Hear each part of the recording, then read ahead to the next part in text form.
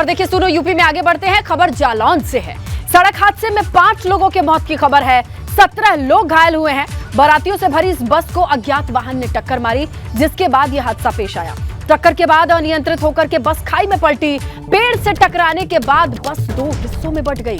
बताएं आपको, मौके पर 40 बाराती इस बस में सवार थे। 5 की मौत हो गई, 17 गंभीर रूप से घायल हैं। बारात रेंढर थाना क्षेत्र के ग्राम मढेरा से रामपुरा गई थी।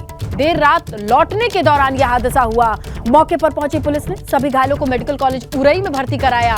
यह हादसा माधवगढ़ कोतवाली क्षेत्र के ग्राम गोपालपुरा के पास हुआ।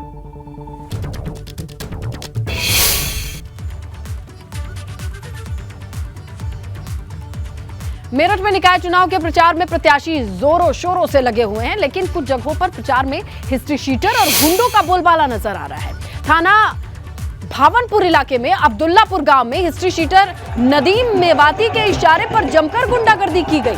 भाजपा के पार्षद प्रत्याशी के घर के बाहर जमकर हूटिंग हुई। भाजपा कार्यकर्ताओं ने महिलाओं से छेड़छाड़ मारपीट का आरोप लगाया है। वहीं पुलिस ने इस मामले में हिस्ट्री शीटर नदीम मेवाती, निर्दलीय प्रत्याशी अज्ञात लोगों के खिलाफ मुकदमा दर्ज कर लिया है। बताया जा रहा है कि पार्षद पद के लिए भाजपा प्रत्याशी के विरोध में नदीम मेवाती ने अपना निर्दलीय उम्मीदवार मैदान में उतार दिया है। निर्दलीय प्रत्याशी गंगा प्रसाद हैं, उनके समर्थन में कुछ लोग जो है नारेबाजी करते हुए जा रहे थे। भाजपा प्रत्याशी के कार्यालय के सामने इन्होंने कुछ पर्चे वगैरह उछाले हैं और कुछ नारेबाजी की है। इसमें अभियोग पंजीकृत किया गया है, जिसमें प्रत्याशी और नदीम मेवाती और 40-50 अन्य लोगों के खिलाफ मुकदमा पंजीकृत कर विधिक कार्रवाई की जा रही है। नदीम मेवाती एचएस है थाने का, इसके खिलाफ पहले से भी इसे 117 में बाउंड डाउन किया जा चुका है। बाकी इसके खिलाफ गुंडा एक्ट की कार्रवाई की जा रही है। पर दिल्ली से है। दिल्ली में धरने पर बैठे पहलवानों के समर्थन में अब खाप उतर आई है। खाप चौधरी आज पहलवानों के साथ जंतर मंतर पहुंचेंगे और ये फैसला मुजफ्फरनगर में खाप चौधरियों की बैठक के बाद लिया गया है। वहीं भारतीय किसान यूनियन उग्राहा ने भी पहलवानों के समर्थन का ऐलान कर दिया है। पंजाब से महिलाएं भी खिलाड़ियों का साथ देने के लिए आज जंतर मंतर पर पहुंच रही हैं। आपको बताएं, भारतीय किसान यूनियन उग्राहा पंजाब की सबसे बड़ी किसान यूनियन है। इसके अध्यक्ष जोगिंदर सिंह उग्राहा वो भी जंतर मंतर पहुंच रहे हैं। इसके साथ ही हरियाणा, राजस्थान के करीब 1 दर्जन खाप, देशवाल, राठी, बुढ़ियान, टुड्डा, बेनीवाल, कुंड, निर्वाल, बलियान, घनसत, लाठियान, अहलावत और बत्तीसा के चौधरी भी दिल्ली के जंतर मंतर पहुंचेंगे, पहलवानों को अपना समर्थन देंगे।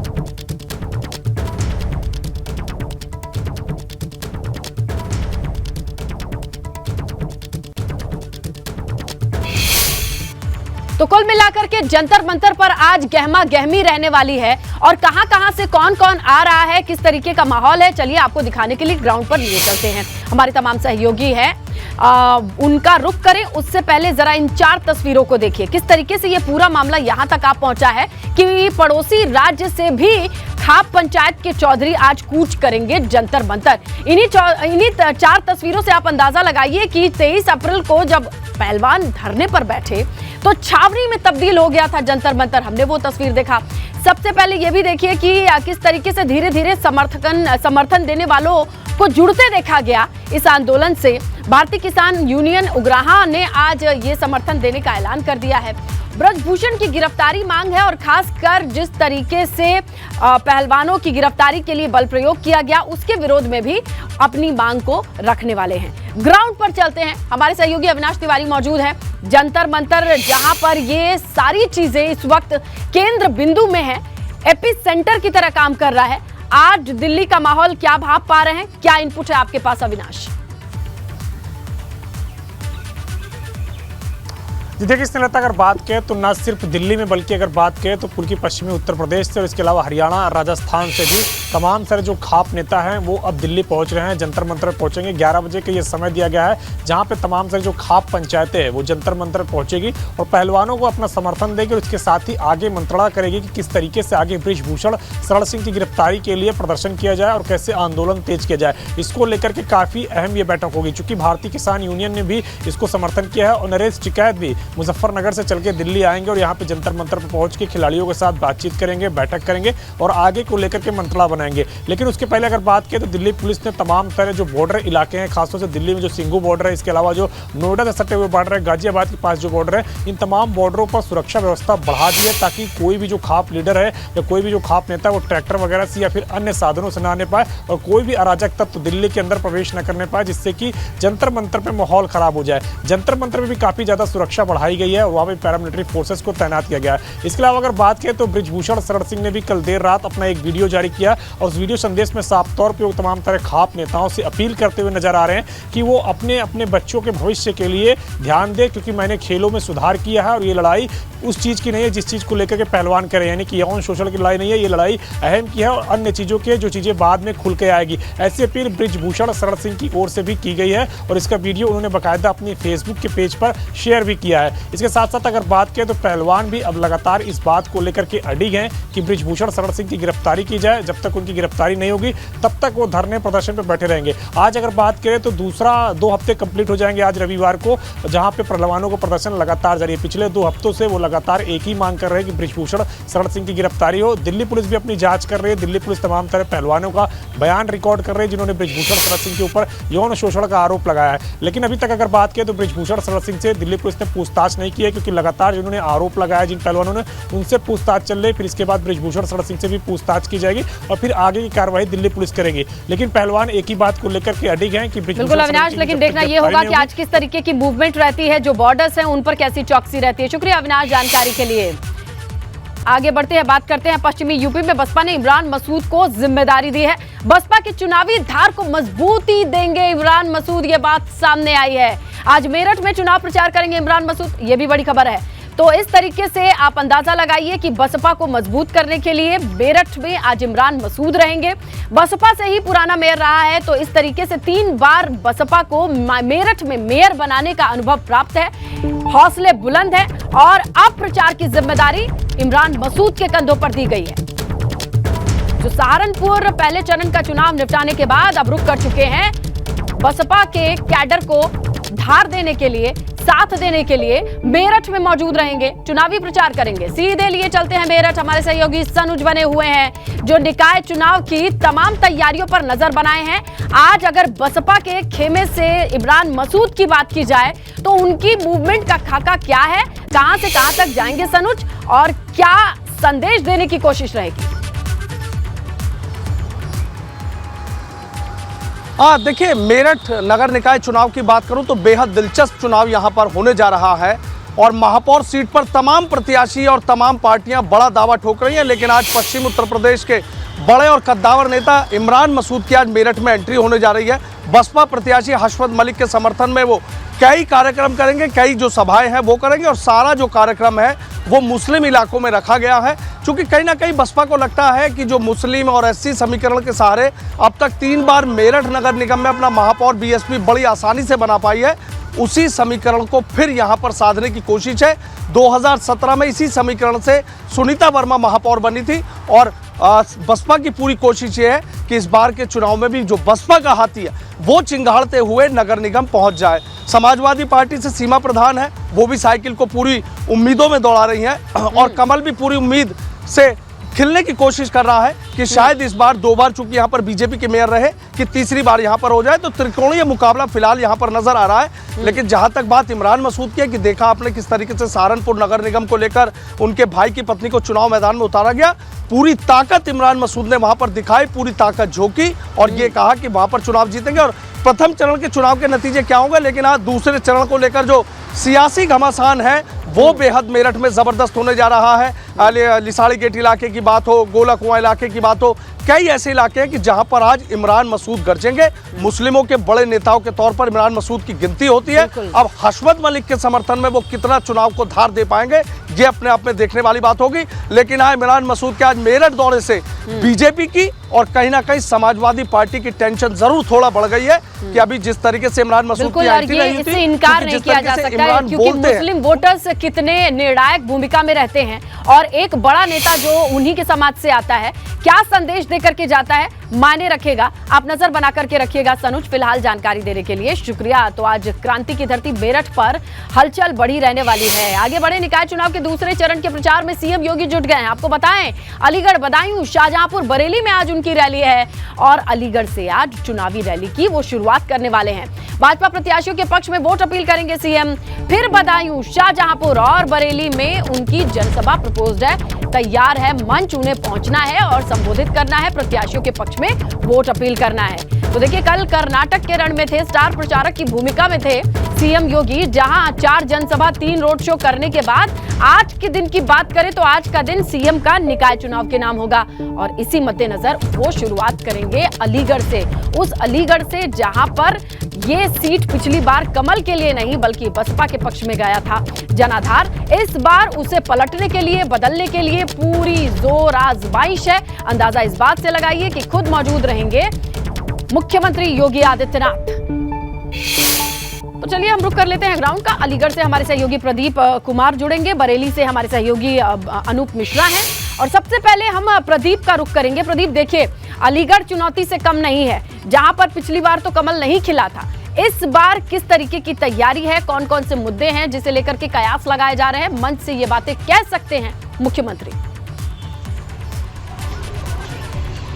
देखिए, मुख्यमंत्री का आज करीब 11:30 बजे अलीगढ़ में प्रोग्राम है, जब वो जनसभा को संबोधित करेंगे और करीब 45 मिनट तक वो इस जनसभा को संबोधित करेंगे। सबसे बड़ी बात यह है कि जब से 1995 से जब से अलीगढ़ नगर निगम बना तब से लेकर लगातार अब तक 2012 तक भारतीय जनता पार्टी लगातार जीतती हुई आई थी, लेकिन 2017 की बात करें तो बहुजन समाज पार्टी के मोहम्मद फुरकान ने डॉक्टर राजीव अग्रवाल को हराया था। तो भारतीय जनता पार्टी को जो अपनी सीट थी मेयर की वो गंवानी पड़ी थी। आज 18 निकाय में मुख्यमंत्री, जो कि 1 नगर निगम है, 2 नगर पालिका और 15 नगर पंचायत, इनके सभी अध्यक्ष और जो पार्षद है उनके लिए चुनावी सभा करेंगे। सबसे बड़ी बात है, जो मुद्दे की बात अगर आप पूछ रही हैं तो मुद्दे वही है सबसे बड़ा, कि जल भराव है, जाम की समस्या है, सड़कों की समस्या है। इन्हीं सब को लेकर ये मुख्यमंत्री जो आज सभा करेंगे और लोगों को आश्वासन देंगे कि जो आपका आने वाला मेयर होगा वो बिल्कुल पूरी तन्मयता से काम करेगा। जी बिल्कुल, आइए बरेली का रुख कर लेते हैं। हमारे सहयोगी अनूप भी हैं। आज की तैयारियों के मद्देनजर किस तरीके की घेरेबंदी है? देखिए, आपको बता दूं कि बरेली में आज शाम को 4 बजे जनसभा है और बरेली मंडल के 2 और जिलों में भी जनसभा है। बरेली के बदायूं में भी है, इसके अलावा शाहजहांपुर जो पहली बार नगर निगम का वहां चुनाव हो रहा है वहां भी जनसभा है। उसके बाद शाम को 4 बजे मुख्यमंत्री योगी आदित्यनाथ इसी बरेली कॉलेज ग्राउंड पर पहुंचेंगे और मैं बरेली कॉलेज ग्राउंड का नजारा दिखाना चाहूंगा कि यहाँ पर सभी तैयारियां पूरी हो चुकी है। मंच तैयार हो चुका है, भगवा कलर का पूरा मंच तैयार हो चुका है, गेंदा के फूल से सजाया जा रहा है। इसके अलावा जो अध्यक्ष पद के और जो पार्षद के प्रत्याशी हैं उनके लिए एक अलग मंच बनाया जा रहा है। सामने देखिए वो मंच बनाया जा रहा है, क्योंकि बरेली की अगर बात करें जाए तो बरेली नगर निगम सहित बरेली में 20 निकाय हैं, जिसमें 4 नगर पालिका है, 15 नगर पंचायत है और नगर निगम, यानी कि बरेली काफी महत्वपूर्ण जिला है। और बरेली की अगर बात करें तो बरेली में भारतीय जनता पार्टी का मेयर रहा है इस बार, तो अब भी कोशिश यही रहेगी कि एक बार फिर से भारतीय जनता पार्टी का जब मेयर बने तो ट्रिपल इंजन की सरकार बन सके। और ट्रिपल इंजन की सरकार बनने से ये कहा जा रहा है कि विकास की रफ्तार जो है वो और तेजी से होगी। ये भी क्योंकि मुख्यमंत्री जब इस ग्राउंड में आएंगे तो उम्मीद जताई जा रही है कि जो 5 साल की उपलब्धियां हैं, जो स्मार्ट सिटी के तहत कार्य कराए गए हैं, चाहे वो सीवर लाइन का कार्य हो, इसके अलावा जो पार्कों का सौंदर्यीकरण का कार्य हो, इसके अलावा सड़कें चौड़ीकरण हो, पीएम आवास हो, लोगों के लिए जो रोजगार उपलब्ध कराया गया, तो इन सभी चीजों की वो उपलब्धियां यहाँ पर गिनाएंगे। और यही वजह है कि यहाँ पर आज बड़ी संख्या में लोग, करीब 20 से 25 हजार लोग इसी पंडाल में यहाँ पर बैठे होंगे शाम को 4 बजे।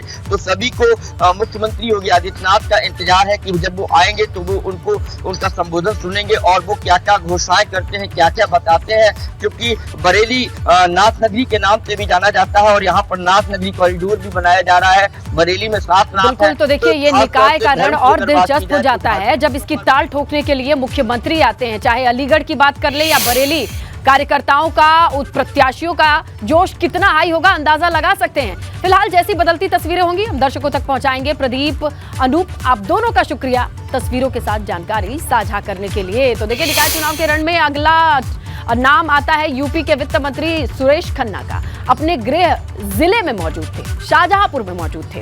इस दौरान शहर में भाजपा के मेयर प्रत्याशी अर्चना वर्मा के समर्थन में रैली निकाली जा रही थी। इसी बीच सुरेश खन्ना इतने उत्साहित हो गए कि खुद ही नारे लगाने लगे।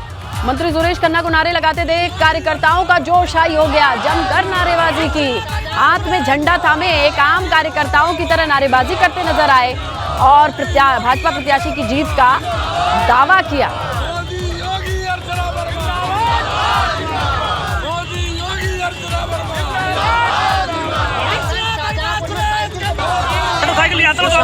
और विकास के नाम पर उत्तर प्रदेश के मुख्यमंत्री 35 वर्ष के बाद हमारा मुख्यमंत्री बने हैं और यही नारा आज प्रदेश में गूंज रहा है, सुशासन और विकास। यही पूरे प्रदेश में स्थानीय निकाय में जीत दिलाएगा। तो वित्त मंत्री सुरेश खन्ना को सुन रहे थे आप, किस तरीके से न सिर्फ इस रैली में शामिल हुए बल्कि कार्यकर्ताओं के बीच उतर गए, हाथ में झंडा थाम लिया और एक आम उत्साही कार्यकर्ता की तरह वो नारेबाजी करने लगे। ये देख करके जितने भी समर्थक थे उनके चेहरे पर मुस्कुराहट आ गई और वो भी यही काम करने लगे, अपने नेता का साथ देने लगे और दावा ये किया कि जीत पक्की है। पहली बार निकाय का नगर निगम का चुनाव हो रहा है।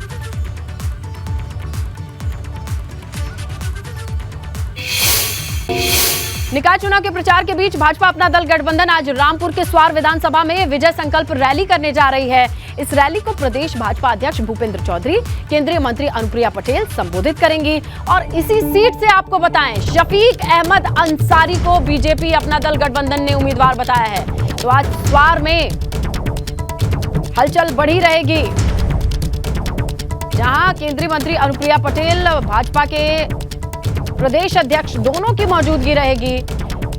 अपना दल एस से शफीक अहमद के पक्ष में वोट अपील की जाएगी। तो स्वार विधानमंडल में आज निकाय चुनाव के प्रचार के लिए बीजेपी अपना दल गठबंधन रामपुर के स्वार विधानसभा में विजय संकल्प रैली करने जा रही है और इस रैली को प्रदेश अध्यक्ष भूपेंद्र चौधरी संबोधित करेंगे। केंद्रीय मंत्री अनुप्रिया पटेल भी मौजूद रहेंगी। इसी सीट से शफीक अहमद अंसारी को भाजपा अपना दल गठबंधन ने उम्मीदवार बनाया था। तो कह सकते हैं स्वार जिस सीट से एक वक्त पर आजम के बेटे अब्दुल्ला विधायकी गवा चुके हैं, वो प्रभाव क्षेत्र माना जाता है। वहां पर आज भूपेंद्र चौधरी और मंत्री अनुप्रिया पटेल गर्जना भरेंगे।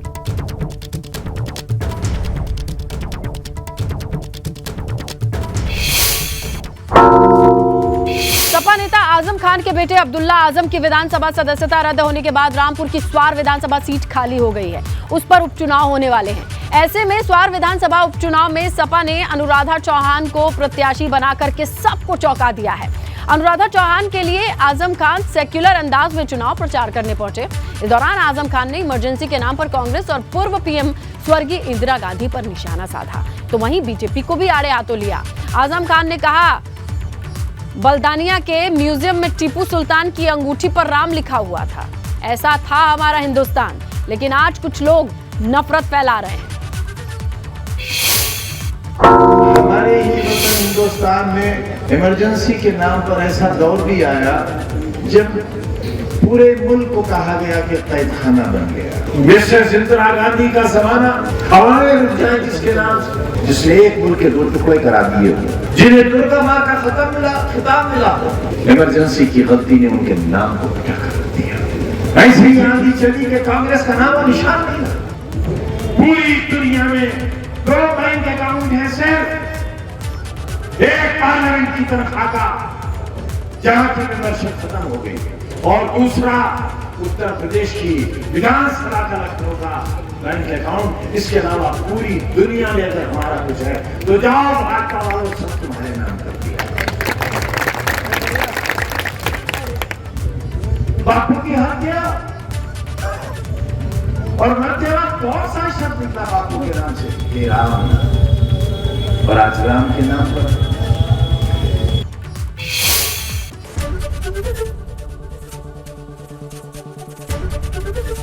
एबीपी गंगा, खबर आपकी, जुबान आपकी।